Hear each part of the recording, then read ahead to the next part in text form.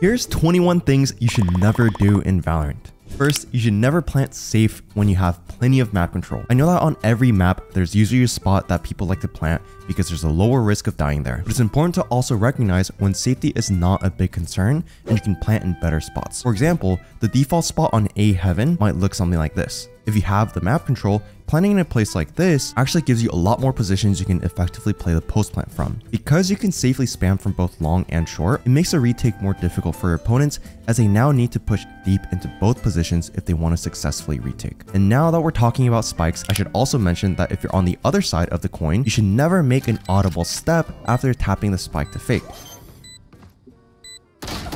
Having the spike at the start of the retake is a really good idea, especially if you're in something like a 1v1. You really force your enemies to peek or else they risk you simply defusing. And even though tapping is common, your enemies often can't risk letting you defuse without a fight. However, all that gets thrown out the window the moment you make any kind of noise. So after tapping the spike, don't make a footstep or even try to use any utility. Instead, try to shift walk to get to an off angle and get ready to headshot your opponent. Third, never be afraid to reach out for help. If you're serious about improving in Valorant and have real aspirations to reach a higher rank, know that there are a lot of resources out there and that you're not alone in this journey. And if you really want to guarantee success, you can even reach out to me and my team of Radiant and VCT-Level coaches. Inside our premium 10-week coaching program called the Immortal Roadmap Program, will help you climb 500 RR guaranteed, or you get your money back. To help you reach your goals, you'll be getting live lessons, scrims, and one-on-ones from 1K RR Radiant coaches and world-class championship level coaches such as Milan, who was a coach on Ascend when they won champs in 2021. We have 39 out of 80 spots remaining for the 21st season cohort. If you're serious about ranking up, book a free call with me or one of our coaches using the link in the description below to see if we'd be a good fit. Now back to the video. Now for a slightly more lighthearted tip,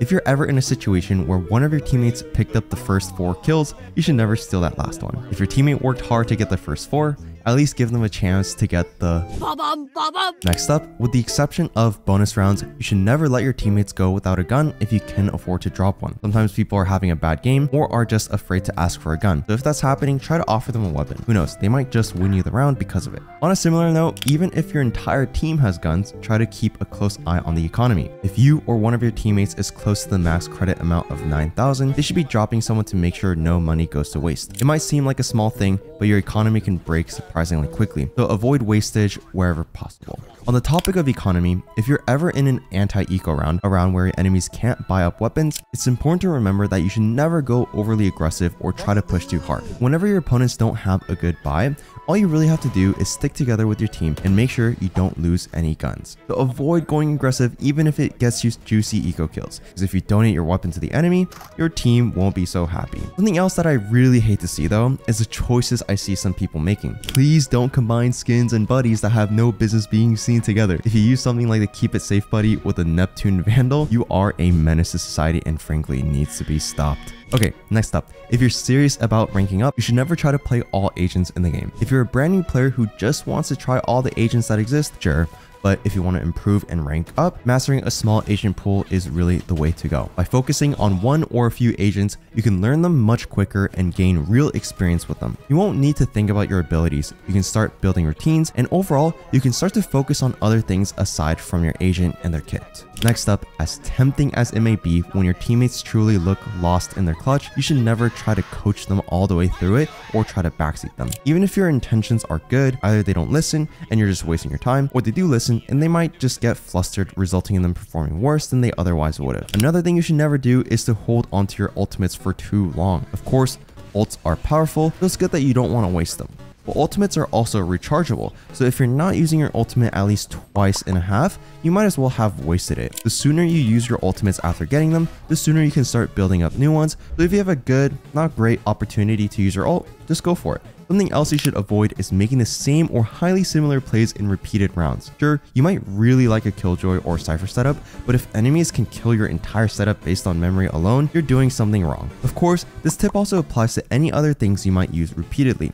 Think about plays, crossfires, or strategies, you name it. Up next, maybe it goes without saying, but but you should never dry swing into an operator if it can be avoided. The op as a weapon is made to hold angles and punish anyone who peeks into it. It one-shots anyone that it hits above the waist, but it isn't strictly overpowered because peeking with it is difficult. All that to say that if you're peeking into an op without using any utility, you're doing it wrong because you're playing into its strengths and not its weaknesses. Try to use your flashes, displacement tools, and info abilities and only peek the op when they're stunned, blind, or forced to move. Don't have any of those abilities? Not a problem. At least if you don't ever forget about the fact that you probably have initiators on the team. Initiators might not have the best utility to capitalize off of themselves, but if they use their abilities for their teammates, they're generally really powerful. So instead of ego swinging your way into fights and getting frustrated when you whiff, why not take out insurance and ask your initiator teammates for some help before you start to engage? Now, I can keep this one pretty short because you should never drop the spike to your duelist. I know no one wants to carry this spike, but usually it's much better to give it to an initiator or at least someone who's not likely to go for aggressive plays that put them in a great risk of dying. Losing a duelist early on in the round is bad enough, so you don't want them to also hand over the spike while doing so. Okay, now this one might sound a bit silly, but I see it all too often, so I had to put it in. If you ever run into a one-way smoke, don't try to peek through it. Even if you think no one is holding it, it's better to be safe than sorry. So use some utility to get out of it if you need to. Next up, unfortunately, toxicity is pretty common in Valorant, and it isn't easy to change people. So if someone on your team is being toxic, don't bother arguing with them and just mute them instead. The longer you need to listen to their toxicity, the more your energy gets sapped away, so it's better to focus on the game, and who knows, you still might win. Now, maybe you disagree with this one, but I think it's pretty important to mention. You should never use the Odin or Judge. And no, they're not bad weapons. And yes, they can destroy whole teams single-handedly with minimal effort. But you know, they're just a bit too powerful. And if you use them, you're a rat. Only start using them if your enemy team does it first. Maybe this next one isn't as relevant during the game as it is before it, but never warm up for more than 30 to 40 minutes. A warm-up is to get you ready for your game, and it can be as simple as a small practice range routine or even a single deathmatch game. Now don't get me wrong, aim training or practicing your mechanics for more than an hour a day is absolutely fine, but know that it's not a warm-up.